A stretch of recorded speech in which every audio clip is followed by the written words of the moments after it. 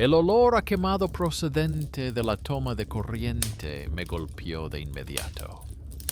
No era un olor acre, sino como el de un viejo alargador que lleva mucho tiempo calentándose en la pared. La fuente estaba detrás del televisor, donde un cable grueso subía hacia el ático, indicado en el contrato como cuarto de servicio. La nevera hacía ruido. La vajilla aún no se había desempaquetado. La casa parecía extraña, y por eso ese olor se percibía como una advertencia y no como una nimiedad cotidiana. Hola. Escribid después en los comentarios desde dónde estáis escuchando y que disfrutéis de una agradable pero atenta escucha. Natalia no podía renunciar a esa casa. El pequeño piso de 2 habitaciones que había heredado de su abuela se veía invadido por las reformas y la música de los vecinos. A su marido le habían recortado el sueldo. Su hija había crecido y empezaba a dar portazos. Y su madre, tras otra crisis, necesitaba cuidados y tenía que mudarse. La casa en las afueras le daba la oportunidad de tener habitaciones separadas, un jardín y la posibilidad de trabajar desde casa en un centro de atención telefónica, donde pagaban más por los turnos de noche. Temía más perder el trabajo o la vivienda que el extraño cableado, por lo que estaba dispuesta a soportar las grietas en las paredes y el sótano húmedo. Encontraron el ático en la primera visita. Una escalera estrecha, peldaños que crujían, techo bajo. Entre fardos de lana mineral vieja y cajas había un trípode con una cámara fijada. Sobre él 2 lámparas mate y, junto a la mesa, un mezclador desgastado. De todo ello salía un haz de cables que llegaba hasta la pared, donde luego olía a quemado. En la toma de corriente del ático, el antiguo propietario había dejado una pegatina con la simple palabra éter. Mi marido hizo un gesto con la mano.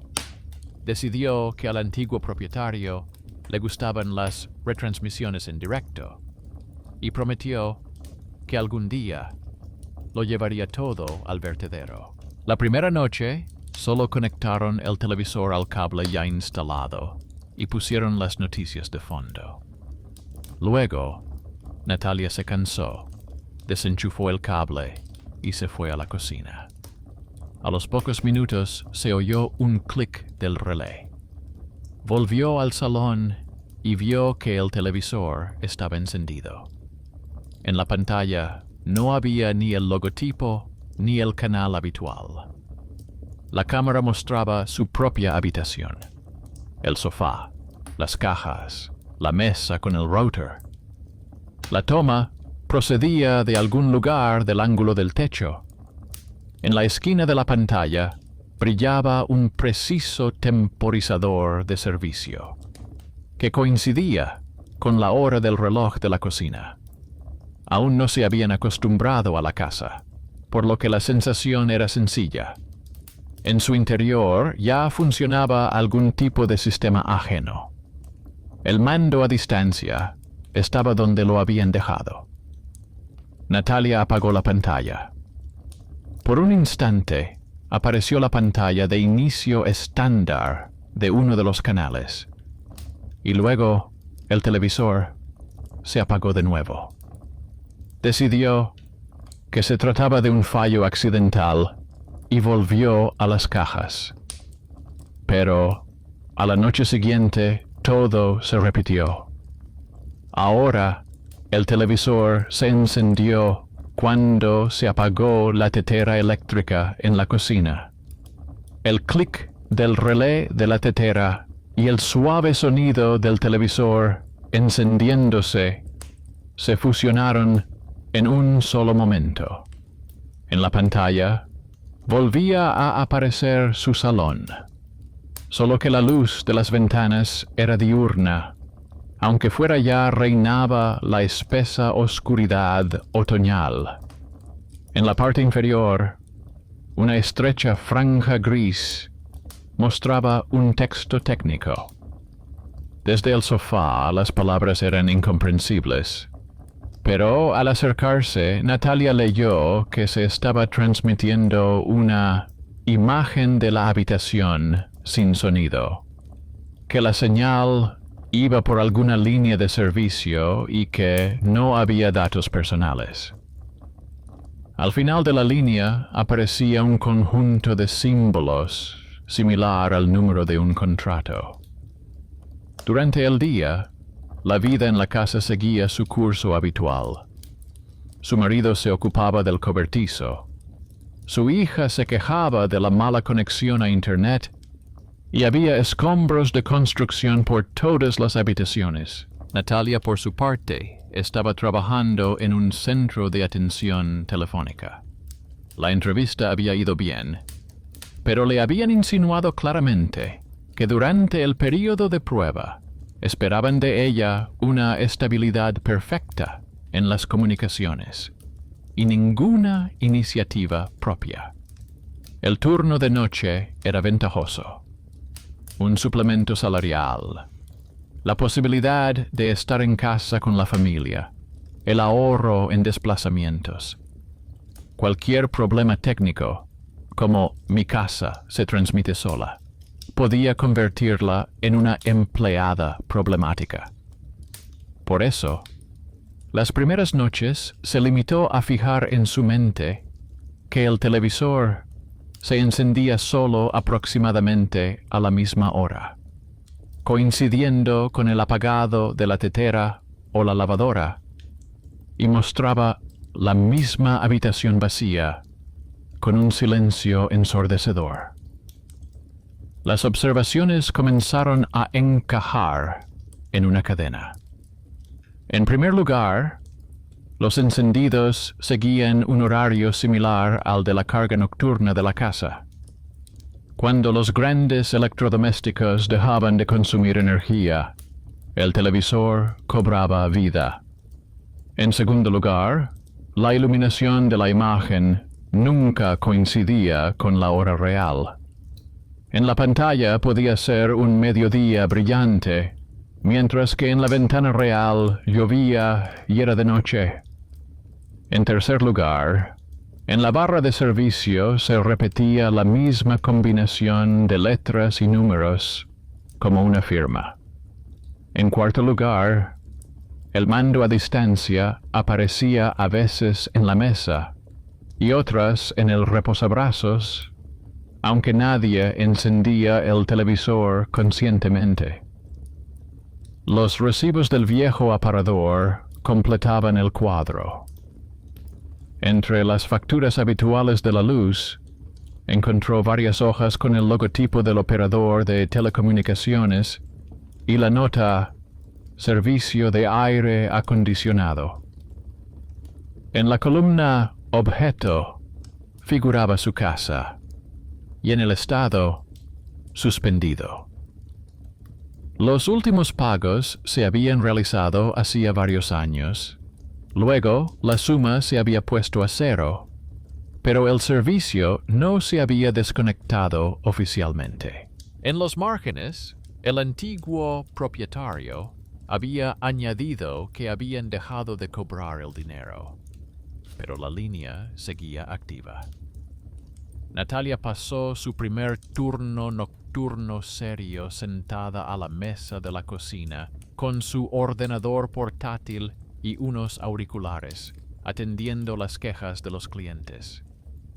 Cada pocos minutos miraba mecánicamente el reloj, por miedo a perderse el inicio de una conversación. En uno de los intervalos entre llamadas, se encendió la televisión en el salón. En ese momento, solo funcionaban la luz y el router en la casa. La tetera llevaba mucho tiempo vacía. Natalia dejó los auriculares sobre la mesa y se acercó al televisor. En la pantalla se veía su salón, pero ahora también se veía parte del pasillo. En realidad, la puerta estaba entreabierta y por la rendija se colaba una luz tenue. En la imagen, la puerta estaba bien cerrada y detrás de ella solo se veía oscuridad. En la barra de servicio aparecieron nuevas palabras indicando que la transmisión se realizaba según el horario del objeto y que se recomendaba a los espectadores no cambiar la configuración. En la esquina inferior izquierda apareció por un segundo una inscripción que parecía más bien el nombre técnico de la emisión, pero la imagen se desintegró inmediatamente en cuadrados. En lugar de pulsar el botón de apagado como de costumbre, subió por la escalera chirriante al ático. Allí todo estaba igual. El trípode, la cámara con el objetivo cerrado, dos lámparas en el techo, una pequeña caja negra con una luz verde parpadeante y la misma toma de corriente con la etiqueta emisión. En la carcasa del bloque vio una pegatina con el número del contrato. Coincidía con la firma alfanumérica que aparecía al pie de la transmisión y figuraba en el antiguo recibo. El miedo interno a perder el trabajo se enfrentó al simple deseo de desenchufar el cable. Se imaginó cómo en la oficina registrarían la caída de la conexión en medio del turno y el jefe la calificaría de inestable. En lugar de desconectarlo bruscamente, optó por una intervención menor. En la parte posterior del bloque había un pequeño interruptor con dos modos: aire y grabación local. El interruptor estaba en aire. Natalia lo puso en modo local. La luz parpadeó y se encendió de otra manera. Al bajar, vio que en la pantalla ya no había una imagen en directo, sino una grabación acelerada. El salón se oscurecía lentamente, como en un time-lapse de una cámara de vigilancia. Aunque en tiempo real, la luz de la habitación no cambiaba. La línea de servicio había cambiado, indicaba visualización local, y el número de contrato había desaparecido. El televisor, en esencia, se había convertido en un reproductor de archivos que antes alguien enviaba al exterior. Por la mañana, cuando terminó el turno, revisó todos los papeles del antiguo propietario. Encontró las instrucciones del servicio objetivo en directo, donde se explicaba en letra pequeña que, al dejar de pagar, el operador podía utilizar la línea para realizar pruebas sin interferir en la vida privada. Allí mismo había una nota escrita a mano por el propietario en la que decía que, en caso de problemas, era más fácil desconectar la alimentación en el ático. Otro papel con contactos le trajo recuerdos. En la lista figuraba un apellido conocido, que coincidía con el apellido de su padre por parte de unos parientes lejanos que en su día trabajaron en la televisión. Resultaba que esa casa, la línea de transmisión y los viejos recibos estaban relacionados con personas a las que la familia prefería no recordar desde hacía mucho tiempo. La casa era como un nudo en el que se entrelazaban un proyecto ajeno sin terminar, un contrato olvidado y su propio intento de empezar una nueva vida. Natalia decidió no cortar por lo sano de inmediato, sino reunir primero las pruebas.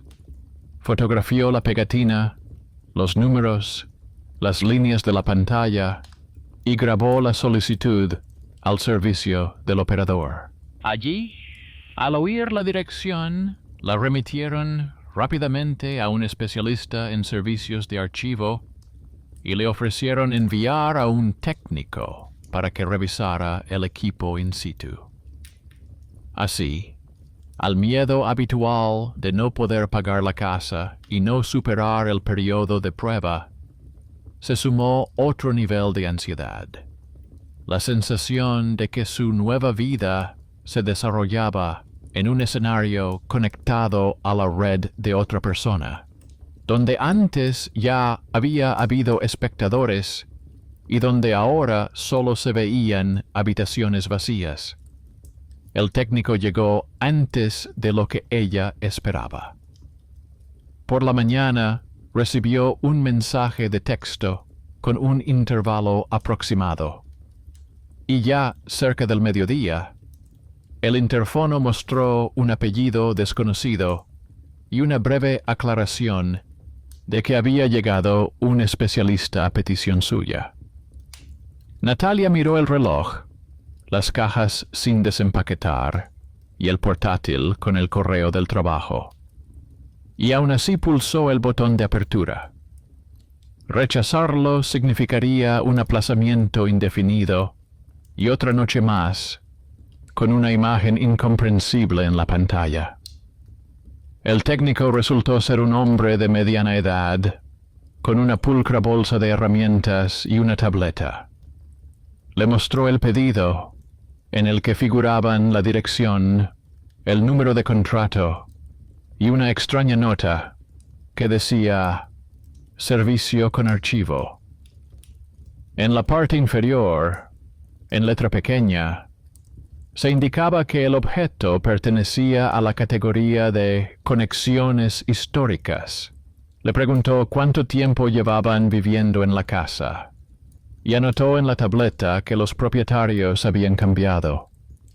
En su voz no había ni sorpresa ni misticismo, solo la cansada costumbre de explicar a la gente que los cables no tienen la culpa por sí mismos. Primero se dirigió al cuadro eléctrico, comprobó la conexión a tierra, los terminales y el interruptor automático de la línea del ático. Dijo que no había signos evidentes de sobrecalentamiento, que el olor a quemado podía provenir de los contactos viejos, pero que no veía ningún riesgo grave. Luego pidió que le mostraran el ático y el equipo. Natalia iba delante por la estrecha escalera, sintiendo cómo las tablas se doblaban ligeramente bajo el peso de dos personas. Una idea simple se le metió en la cabeza. Si él decía que había que desmontarlo todo inmediatamente, simplemente perderían el control de lo que estaba pasando. Arriba, el técnico examinó el trípode, la cámara y las luces. Desvió cuidadosamente la mirada hacia la caja negra con una pegatina y un interruptor. Dijo que su empresa había instalado ese tipo de equipo en casas particulares para el servicio Objectovi Ether, transmisión objetiva, en el marco de proyectos piloto. Añadió que la mayoría de las líneas llevaban mucho tiempo desconectadas, pero que algunas seguían en estado de suspensión. No cobraban dinero, pero las señales de la red seguían funcionando de vez en cuando. Sacó de la bolsa un pequeño receptor de prueba, lo conectó al conector del bloque y miró la pantalla. En ella apareció un menú con varios puntos: visualización local, envío al aire, archivo de los últimos días. En uno de los campos aparecía el número de contrato y el estado suspendido, modo de prueba. El técnico señaló que, según los registros, esta casa realmente emitía una imagen cada pocos días, que llegaba a su servidor como una señal técnica. Allí nadie la veía, se incorporaba al flujo general y se borraba en la siguiente limpieza. El hecho de que el televisor de abajo la captara como un canal lo calificó de puente olvidado en la configuración. Natalia preguntó si se podía ver qué era exactamente lo que se enviaba.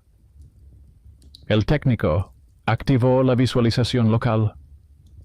La pantalla del receptor de prueba mostró una perspectiva familiar del salón, solo que acelerada, como si la casa reviviera los días pasados.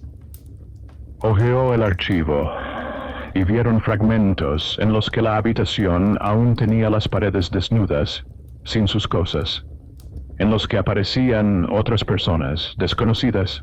En un fragmento, el antiguo propietario estaba sentado en el sofá con un ordenador portátil. En otro, alguien de entre los invitados caminaba. Las caras se reconocían mal, pero las siluetas y los gestos eran vivos.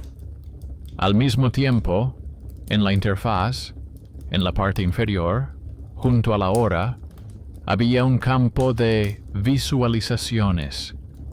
Casi en todas partes había un 0. Solo en algunos fragmentos había un 1. El técnico señaló que, muy probablemente, se trataba de su propio televisor, que captaba la señal. Dijo que, por parte del operador, las personas vivas no tenían acceso a estas imágenes de prueba, ya que todo se hacía a través de sistemas automáticos. Propuso una solución estándar: desconectar completamente la alimentación de la unidad, retirar el equipo, rescindir el contrato y eliminar el objeto de la base de datos para no malgastar recursos. Natalia sintió aliviada y preocupada al mismo tiempo. La desconexión prometía silencio, pero dejaba demasiadas lagunas en su comprensión. Preguntó si no se podía ver primero cómo se comportaba el sistema en ese momento, y luego decidir si desconectarlo. El técnico se encogió de hombros y dijo que, formalmente, debía desconectar todo, pero que si firmaban un documento en el que asumían los riesgos, podía reconfigurar la línea para que la transmisión ya no saliera de la casa y se grabara solo en un soporte local. Esto no estaba previsto en el guión oficial, pero por su tono de voz se deducía que ya había hecho algo similar para aquellos que no querían que sus viejas grabaciones acabaran en la basura. Mientras ellos estaban en el ático, la hija estaba sentada en su habitación con el portátil y echaba de menos una conexión a Internet normal. Le parecía que sus padres exageraban lo raro que era lo de la televisión y que la casa estaba demasiado silenciosa. Hojeando la lista de dispositivos de red disponibles, abrió por costumbre la interfaz del router para comprobar quién más estaba conectado. En la lista, además de los teléfonos, el portátil y el televisor, había otro dispositivo desconocido con un nombre largo. La dirección coincidía con la del dispositivo del ático. Hizo clic en él y llegó a una página web sencilla y sin diseño, donde había un rectángulo con una inscripción que decía algo así como visualización de la cámara. Debajo, en letra gris, había 2 líneas: espectadores 1 y chat no disponible. La curiosidad superó a la irritación.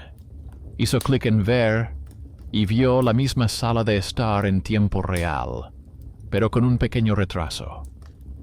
En una esquina había un temporizador y debajo un ID técnico. Mientras miraba, el número de espectadores parpadeó y pasó a ser 2. Eso significaba que había alguien más conectado además de ella. Pensó que probablemente fueran sus padres y se dirigió al pasillo. Pero sus padres estaban en el ático y las pantallas de sus teléfonos estaban apagadas. Mientras tanto, el técnico bajó con Natalia para comprobar cómo reaccionaba el televisor a los cambios. Pidió que lo encendieran con el mando a distancia habitual y luego cambió la entrada en la configuración para que el aparato viera la señal como una fuente independiente. En la pantalla apareció la imagen familiar del salón, pero sobre ella apareció una discreta ventana del sistema en la que se leía en letra pequeña que la fuente se transmite en tiempo real dentro de la red local. En la esquina inferior izquierda, la masa gris de píxeles finalmente formó la inscripción «Transmisión en tiempo real». Y junto a ella, un nuevo icono de «Me gusta», que significaba que un observador externo estaba conectado al canal. El técnico le enseñó a Natalia dónde se podía desactivar el encendido automático y cómo poner el canal en modo de grabación bajo demanda. Al hacerlo, se dio cuenta de que la vieja programación seguía guardada en la memoria del aparato. Cada noche, a la misma hora, el sistema intentaba empezar a emitir, como hacía antes el dueño anterior. Le propuso borrar la programación o cambiar los parámetros para que la señal de ese horario solo se enviara al disco duro interno, y el televisor solo se encendiera mediante un comando manual. Volviendo a la tableta, le preguntó si Natalia era pariente del antiguo propietario, mencionando su apellido. Dijo que lo recordaba por las antiguas solicitudes, que estaba obsesionado con la idea de transmitir las 24 horas del día desde su casa. Escribía al servicio con peticiones para aumentar el archivo, añadir etiquetas, dar acceso a los elegidos. Natalia no entró en detalles, pero algo le llamó la atención. El apellido coincidía con el que su padre mencionaba en sus viejas historias. Resultaba que no habían comprado la casa a una persona cualquiera, sino a un pariente lejano con el que se habían distanciado. La delicada conexión entre la familia y la casa se hizo evidente. Esto no cambiaba el hecho de la hipoteca y la reforma, pero explicaba muchas cosas. ¿Por qué había esas líneas? ¿Por qué en las notas aparecían expresiones familiares? ¿Por qué la casa le había resultado extrañamente familiar incluso en la foto del anuncio? La decisión cotidiana de comprar una casa de campo a buen precio se vio inesperadamente arraigada en un pasado que nadie tenía intención de desentrañar. El técnico, tras terminar la configuración, sacó un par de pequeñas memorias USB de su bolsa y dijo que podía configurar el almacenamiento del archivo local en una de ellas, si era importante para ellos conservar parte de las grabaciones.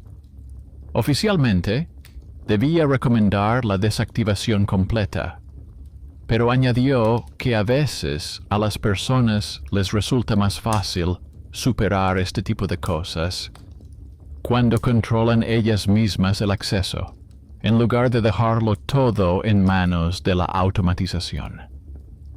Para él, se trataba de una pequeña desviación de las instrucciones, pero para Natalia, era la intervención de una persona ajena que agravaba el conflicto. Mientras revisaban el menú, la hija se acercó silenciosamente a la puerta y dijo que veía la misma imagen en su computadora portátil y que por alguna razón allí aparecían 2 espectadores. Natalia le pidió que describiera la interfaz.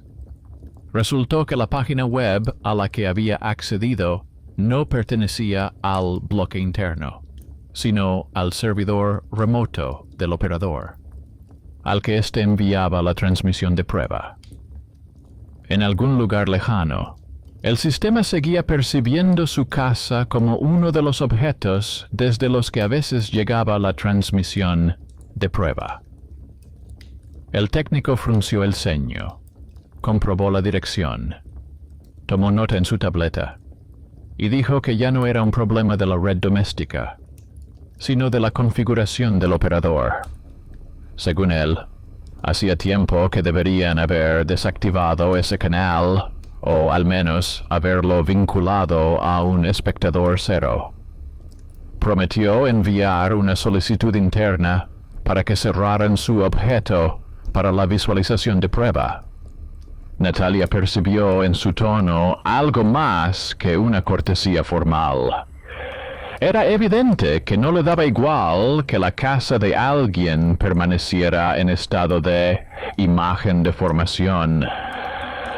Más tarde, cuando el técnico se marchó, dejándoles una copia del acta y un nuevo esquema de conexión, la casa permaneció en silencio durante un rato. La televisión estaba apagada. La bombilla del ático brillaba con intensidad, pero sin los habituales parpadeos.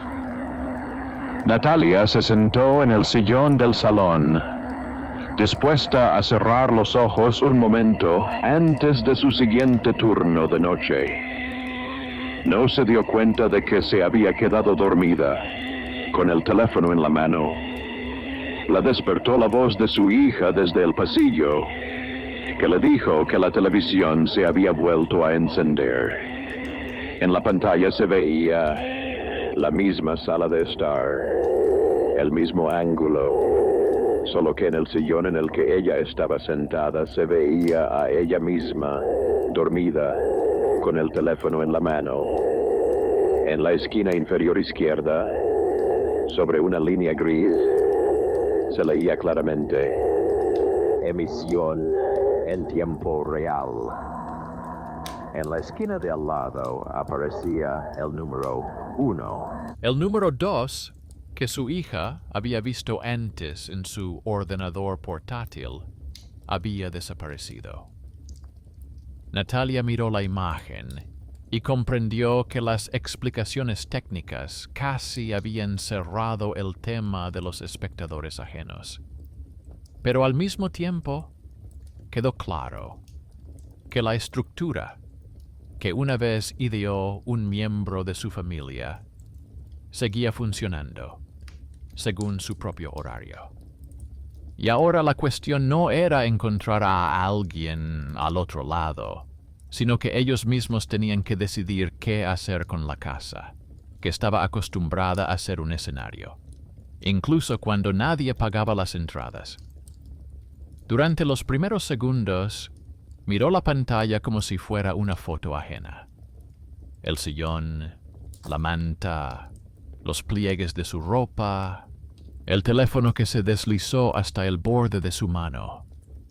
En el sillón real ya estaba sentada erguida, pero la imagen aún no había alcanzado el presente.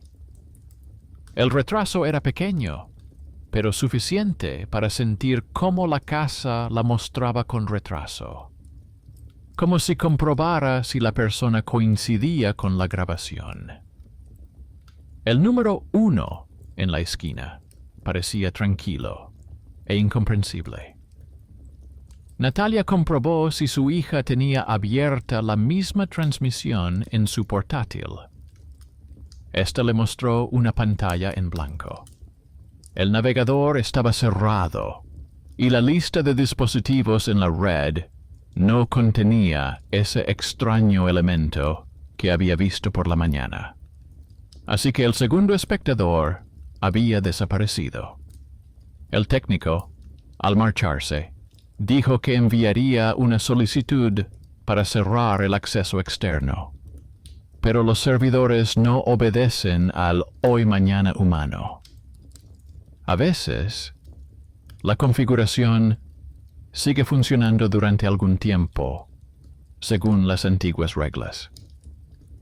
Por la tarde, la vida continuó. Su marido se fue a la ciudad para conseguir otro trabajo extra. Su hija refunfuñaba mientras hacía los deberes. Su madre llamó desde el antiguo piso y le pidió que no se demorara con la mudanza. Natalia intentaba encajar las compras y la cocina entre sus turnos en el centro de atención telefónica.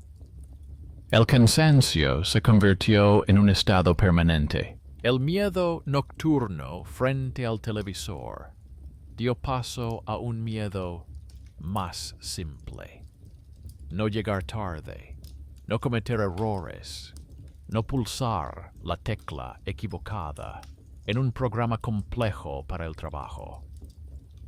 Pero en su cabeza se formó un esquema rígido. Ahora no había que rechazar cada rareza, sino registrarla.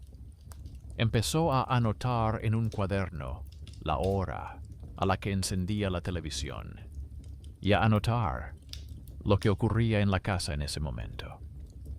Anotó por separado el día en que vino el técnico, el cambio de modo de emisión a grabación local, la aparición de la inscripción emisión en tiempo real y el número de espectadores.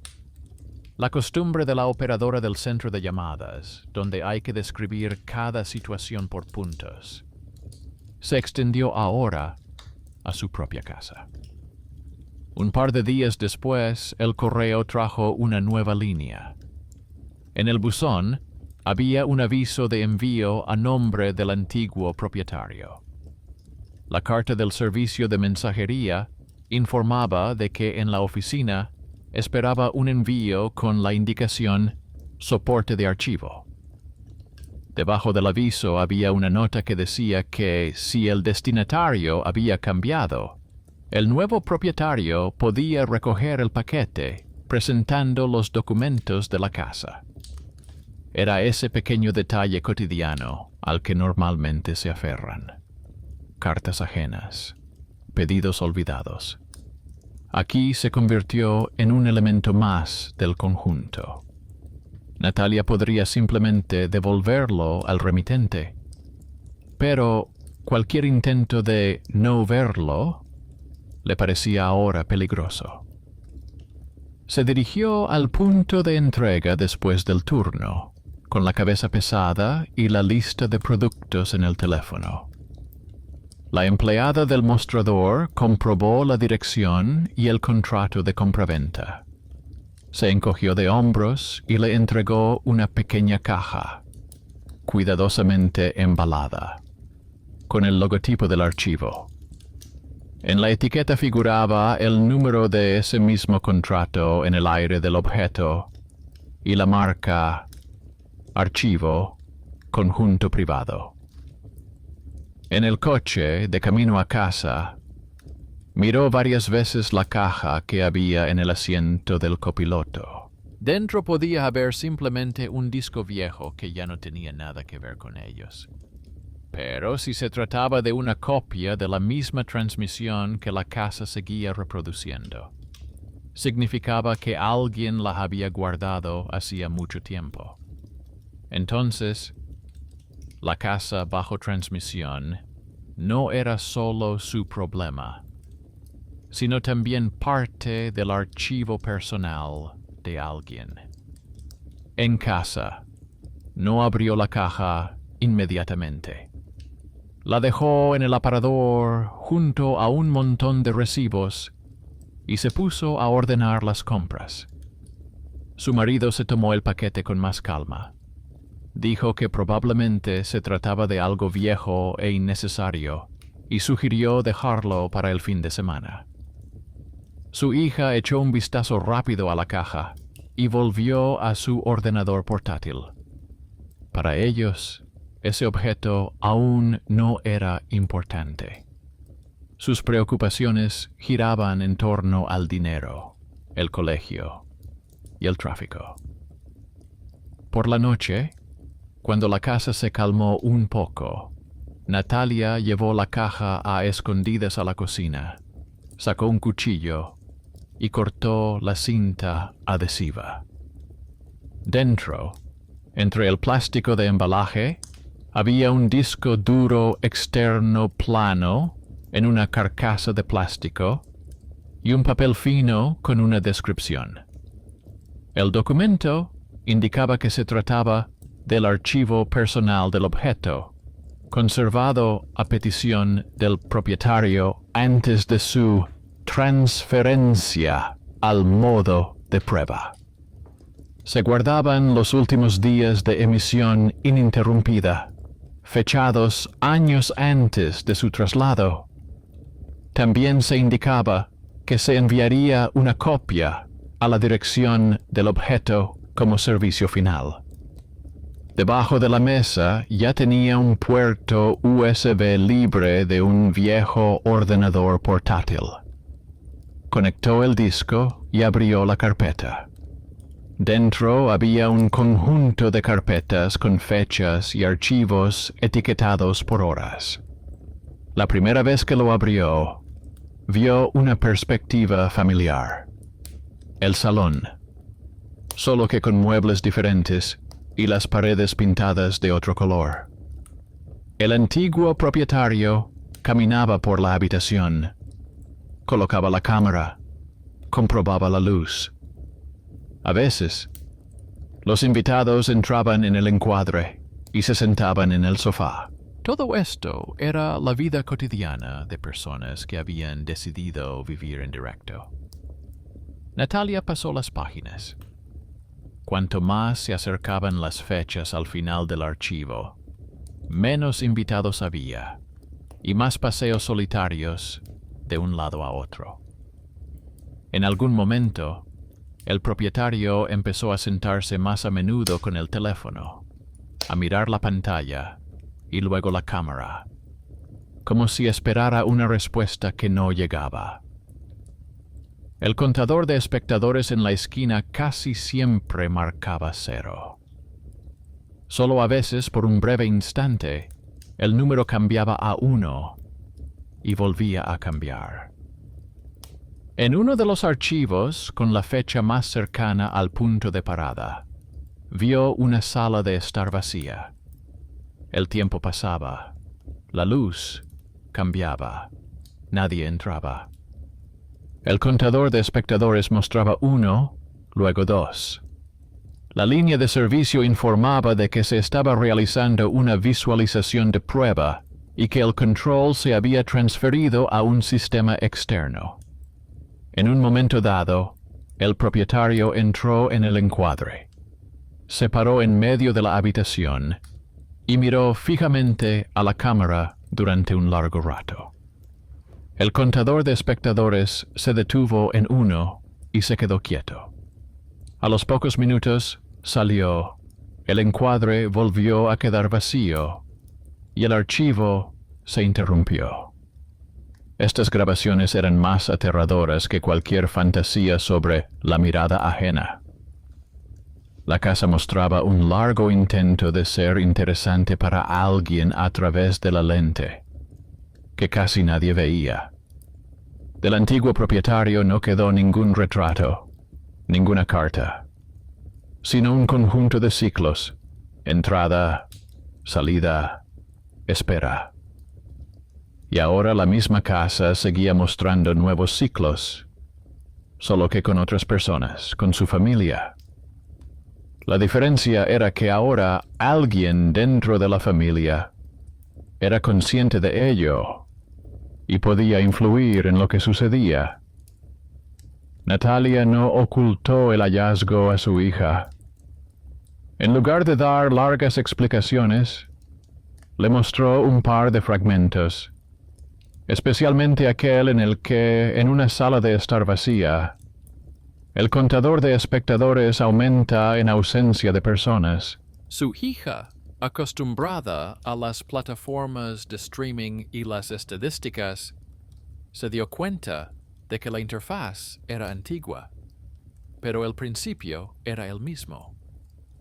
Si el sistema muestra un espectador, significa que hay un cliente en alguna parte, aunque sea automático.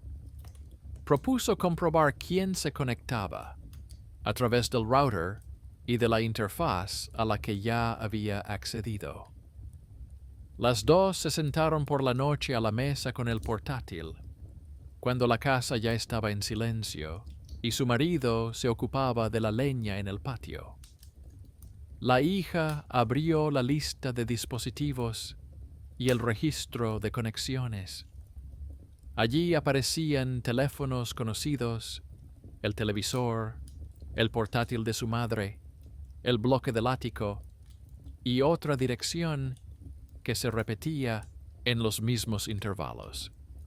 Según la información del sitio web del operador, no se trataba de un usuario real, sino de un nodo de control de calidad que se conectaba automáticamente a los dispositivos y grababa imágenes con fines de servicio. Natalia comprendió que ese espectador externo, que mantenía un 1 o un 2 en la esquina de la pantalla, no era una persona, sino un algoritmo al que le daba igual lo que se mostrara. El salón, una silla vacía, su sueño o nadie. Pero eso no lo hacía más fácil. Su casa seguía siendo parte del campo de pruebas de otra persona, aunque sin intentar violar su privacidad de forma consciente. La hija propuso una opción radical: cerrar el acceso a este nodo a nivel del router, bloqueando su dirección. Desde el punto de vista técnico, era tan sencillo como prohibir que el juego se conectara a la red. Pero entonces el informe del técnico, las solicitudes internas y cualquier configuración posterior del operador podrían fallar. El sistema detectaría que el objeto no responde. La opción de bloquearlo todo desde dentro no resolvía la cuestión de cómo estaba registrado su hogar en bases de datos ajenas. Natalia recordó que el técnico había prometido una solicitud interna. Según las instrucciones, podía no volver a este asunto, pero tenía un recurso: acceso a personas que ya no cambian el cableado, sino el estado de los objetos. Y entonces el papel de benefactor inesperado podía ir más allá de una simple configuración en el ático. Por la mañana, ella llamó a su número directo, que él le había dejado por si acaso. Le contó brevemente que en el disco de archivo había registros recientes en los que el inmueble seguía figurando como activo y que ahora su casa era objeto de revisiones automáticas periódicas. El técnico respondió que comprobaría los estados y, al cabo de un par de horas, envió por correo electrónico una copia escaneada de un documento interno. En él se indicaba que el objeto se incluía en la lista para su desactivación total, conservando un canal local en el lugar de instalación, sin acceso externo y sin conexiones de prueba. Para ella, no se trataba simplemente de una noticia técnica. La persona que podría haber hecho caso omiso realmente utilizó su posición para cambiar el estado, yendo más allá de una visita formal. Su decisión aisló la casa de la red externa y transfirió la responsabilidad de la revisión a quienes estaban dentro. Era uno de esos raros casos en los que un extraño, vestido con una chaqueta de trabajo y con una bolsa de herramientas, resultaba ser quien daba el paso más importante. Por la noche, cuando el televisor se encendió a su hora habitual, Natalia se acercó y vio el mismo salón, solo que el contador de espectadores era 0. La línea de servicio indicaba que la transmisión solo se realizaba en la red local, sin transmisión al exterior. Esto no cancelaba la transmisión en sí. La casa seguía mostrándolos si ellos mismos encendían el televisor o entraban a través del navegador. Pero ahora, la mirada neutral que masticaba las imágenes para las estadísticas ajenas estaba desactivada. El miedo a que alguien los estuviera observando desde lejos se transformó en otro tipo de temor. Resultó ser mucho menos cómodo verse a sí mismos a través de los ojos de su propia casa. Las grabaciones del disco enviado no habían desaparecido. El archivo del ático seguía creciendo. La diferencia era que ahora el botón de acceso a él solo les pertenecía a ellos. Y este nuevo grado de libertad resultó ser más una prueba que un alivio. Mi marido se tomó el asunto con más calma. Dijo que si habían cortado todo el acceso a la red externa, el problema estaba resuelto, y propuso dejar de sintonizar ese canal. Mi hija, por el contrario, se sintió entusiasmada. Quería experimentar con la cámara, hacer sus propias grabaciones y trabajar en la edición. La madre, que se disponía a mudarse, solo se preocupaba por la comodidad de la cama y la proximidad de la farmacia. Cada uno veía en la casa lo que quería ver. Natalia, sin embargo, sentía que la historia aún no había llegado a su fin. Mientras el archivo simplemente reprodujera sus días actuales, como antes reproducía los de otros, la casa seguiría viviendo su antiguo papel. Una imagen en el aire, aunque no hubiera espectadores. Para que eso cambiara, no bastaba con desconectar los nodos de prueba y desmarcar la casilla del contrato. Hay que decidir qué hacer con el principio mismo. Mirarse a uno mismo según un horario. Y esta decisión ya no se puede delegar ni al técnico, ni al operador, ni al pariente lejano que una vez ideó este escenario. La solución no vino de la cabeza, sino de cómo siguió comportándose la casa después de desconectar el acceso externo. Durante un par de días, el televisor permaneció en silencio, como una pantalla doméstica normal. Luego, por la noche, volvió a encenderse a la hora exacta, ya habitual. En la pantalla se veía el salón. No había nadie en el encuadre, aunque en realidad la hija acababa de pasar junto al sofá con una taza de té. El retraso era mayor de lo habitual. La imagen mostraba la casa como si estuviera viviendo un día sin ellos. El contador de espectadores estaba a 0. La línea de servicio informaba de que la transmisión solo estaba disponible localmente y que el archivo estaba activado. Natalia notó algo extraño. En la lista de archivos del bloque del ático, comenzaron a aparecer grabaciones que no coincidían con las emisiones reales de la televisión. La casa grababa según el antiguo horario, incluso si en ese momento estaban en otras habitaciones o se habían ido. Seguía funcionando como un objeto en el aire, solo que atrapado en una lata. El algoritmo, acostumbrado a los ciclos, no entendía que ya no había espectadores. consideraba que era su deber seguir grabando las habitaciones vacías a todas horas. Natalia imaginó cómo algún día se llenaría el disco del ático. El sistema comenzaría a borrar lo antiguo según sus propias reglas internas, posiblemente afectando a aquellas partes que ella querría conservar. El archivo del antiguo propietario en el disco enviado ya había demostrado a qué conduce una vida tan programada. La casa se convierte en una cinta infinita de presencia, en la que nadie está realmente presente. Todavía no se atrevía a apagar el bloque por completo, pero tampoco quería permitirle grabar infinitamente. Ella y su hija volvieron a la interfaz del bloque.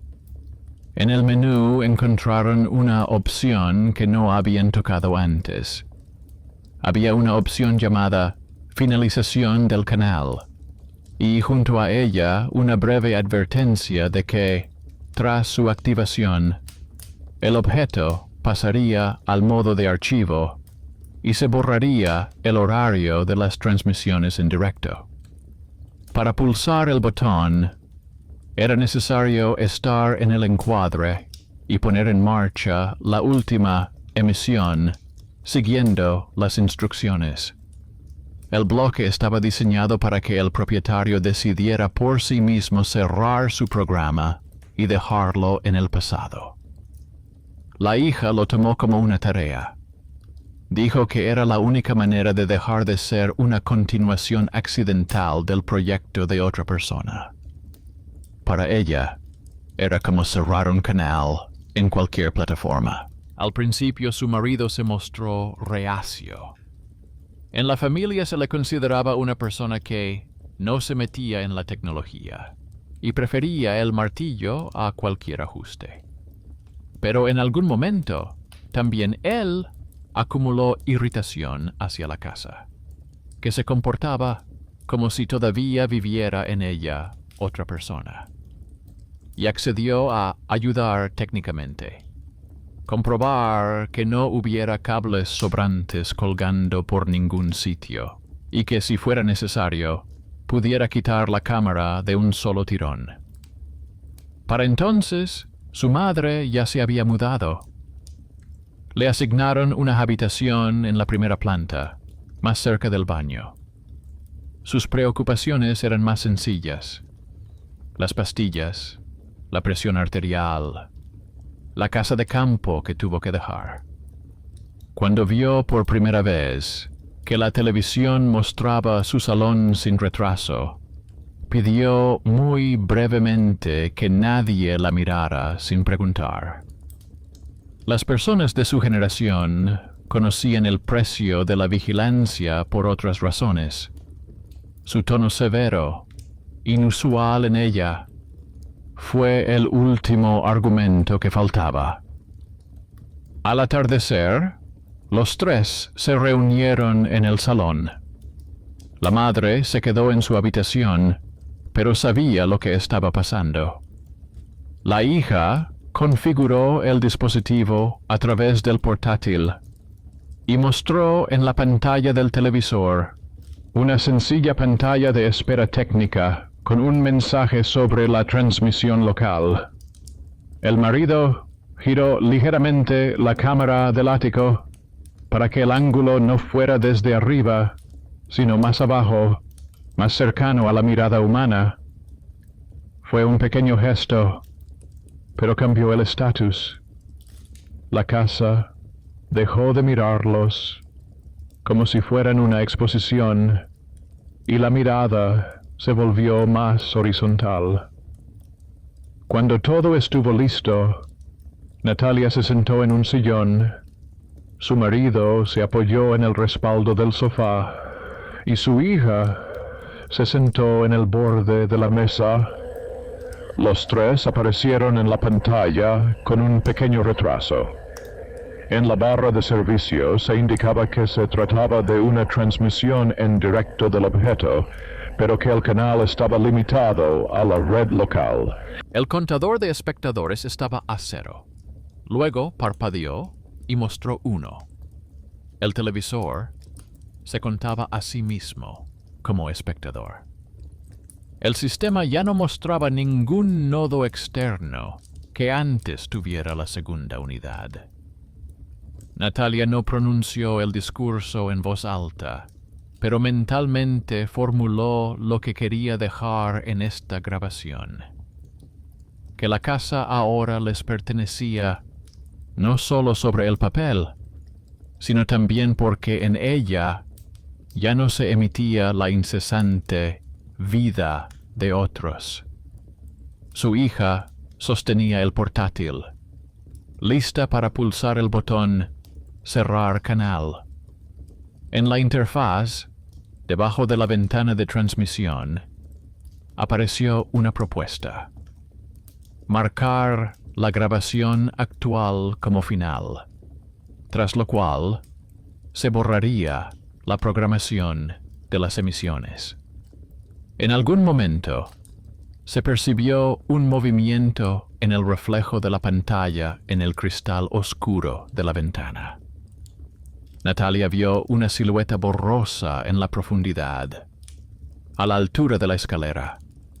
El marco de la imagen de la televisión y la abertura real se alinearon de tal manera que, por una fracción de segundo, entre ellos apareció la imagen de una figura de pie, donde, en los archivos, caminaba el antiguo propietario.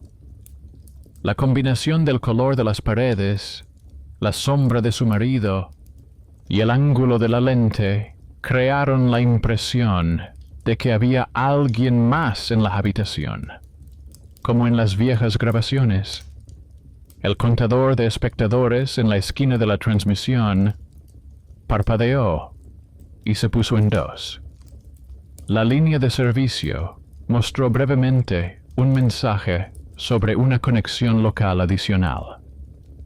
A Natalia se le pasó por la cabeza que el sistema había mezclado en la imagen algún fragmento del archivo, uniendo el pasado y el presente, como ya había hecho antes con otras emisiones.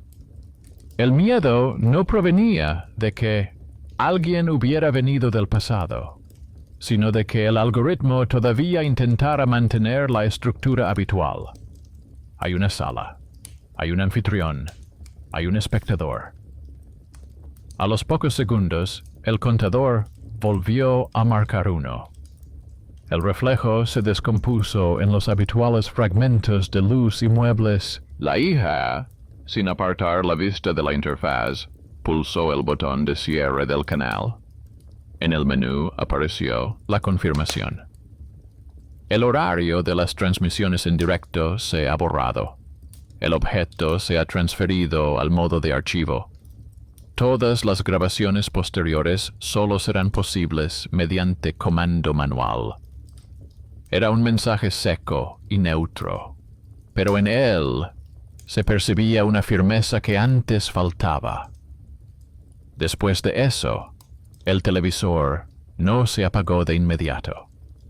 La transmisión continuó durante unos minutos más. Vieron cómo se levantaban, cómo el marido se dirigía a la escalera, cómo la hija cerraba el portátil, cómo la habitación se vaciaba poco a poco. Al final, el bloque mostró una imagen estática del salón sin personas. Y en la barra de servicio apareció una breve frase que indicaba que la transmisión en directo había terminado y que solo estaba disponible el archivo. Luego, la pantalla se apagó. El marido subió al ático, quitó la cámara del trípode y enrolló cuidadosamente los cables. Cortó el cable largo que llevaba al panel y lo enrolló cuidadosamente por separado, como un cable innecesario, pero potencialmente peligroso. Bajó la cámara y la dejó en un estante del armario. Su gesto no tenía un fuerte simbolismo. Solo el cansancio de una persona que finalmente había guardado una herramienta que hacía tiempo que se había salido de control. Formalmente, se trataba de una simple operación física. En esencia, era la línea que separaba el antiguo estatus de la casa como objeto de transmisión de una vivienda normal, donde la tecnología solo funciona bajo demanda. La hija se ocupó de los archivos, trasladó todas las grabaciones del bloque del ático a un nuevo disco, las estructuró por fechas y separó las carpetas del antiguo propietario de las suyas propias. Añadió breves notas de texto a algunos fragmentos. ¿Cuándo encendieron la luz del jardín por primera vez? ¿Cuándo su madre cruzó el umbral con el bolso? ¿Cuándo Natalia se sentó en la silla antes del turno de noche y se miró a sí misma con retraso? El resto del conjunto lo cifró y lo guardó en una caja separada, sin conexión a la red. No para olvidarlo para siempre, sino para que esas imágenes ya no se reprodujeran automáticamente según un horario, sino que requirieran una elección consciente. Natalia se sorprendió a sí misma durante un par de días más escuchando los chasquidos por la noche. El televisor ya no se encendía solo. La tetera y la lavadora se apagaban sin provocar ningún evento secundario. La luz del ático dejó de parpadear. La luz verde del bloque solo se encendía cuando su hija lo conectaba manualmente al portátil para comprobar que no se grababa nada sin su consentimiento. El vacío en esas horas no era silencio, sino un nuevo fondo al que había que acostumbrarse. Decidieron conservar el disco de archivo con las grabaciones del antiguo propietario, no por sentido del deber, sino porque en esos fragmentos se percibía algo muy humano, el intento de ser visto, que se convirtió en una trampa casera. En uno de los últimos archivos, él permanecía sentado en una silla durante mucho tiempo y miraba a la cámara, como si esperara que el espectador finalmente respondiera. A juzgar por el contador, este espectador casi nunca aparecía en su momento. Ahora su lugar lo ocupaba la casa, que seguía mostrando la imagen a los propios inquilinos. A veces, al pasar junto al televisor apagado, la madre comentaba que ahora esa caja estaba más tranquila. Le bastaba con saber que ya nadie ajeno a la familia miraba su taza sobre la mesa o su sueño. Mi marido volvió al garaje y al cobertizo, bromeando de vez en cuando con que tenían su propio canal, aunque nadie lo veía. Mi hija utilizaba la cámara para sus propios videos, en los que la casa no era un objeto de observación, sino un decorado para sus ideas. Natalia seguía trabajando por las noches. A veces, durante su turno, cuando alguien al otro lado del teléfono se quejaba de un fallo en la entrega, veía de reojo el reflejo de su figura en la pantalla negra del televisor. Casi no había diferencia. Allí estaba el mismo sillón, la misma mesa. Solo que ahora sabía que la imagen no la enviaba automáticamente a algún lugar exterior. Si el archivo se ampliaba, era solo por decisión de ellos. La historia de la casa en directo no les arruinó la vida, ni les proporcionó maravillosos beneficios. simplemente demostró lo fácil que es convertirse en un objeto dentro del sistema de otra persona si alguien no cierra el contrato hasta el final. Y lo mucho que decide no solo el ingeniero con acceso a la configuración, sino también aquella a quien antes se consideraba simplemente una operadora del centro de llamadas, o simplemente una niña con un ordenador portátil. Al final, la justicia no se tradujo en un castigo para el operador, ni en la devolución del dinero por el antiguo servicio. Se manifestó en que la casa dejó de ser un campo de pruebas para algoritmos ajenos y volvió a ser un lugar donde los propios residentes deciden cuándo y qué mostrar. El antiguo experimento pasó a los archivos, como corresponde a cualquier historia que ha terminado. El miedo a ser observado no desapareció, pero cobró sentido. Ahora, cada vez que se pulsaba el botón de encendido del televisor, se acompañaba de una silenciosa pregunta interna que antes nadie se hacía. ¿A quién y para qué se muestra todo esto?